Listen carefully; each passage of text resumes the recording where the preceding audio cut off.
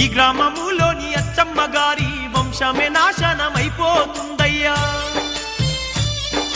వాళ్ళింట పెరిగిన చింత చెట్టుకు చేమంతి పువ్వులు పూస్తాయ్యా బనగాన పల్లె దుర్రేరు పొంగి 3 వంతుల ఊరు మునిగిపోతుందయ్యా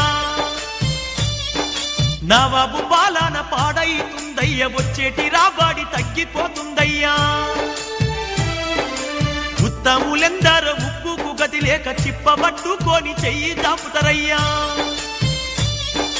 లోతైన రాతి గుంటల నుంచి సీము నెత్తురులు పొంగుకొస్తాయ్యా కుమారస్వామి ఆలయమైతే వారము రోజులు మూతబడుతుందయ్యా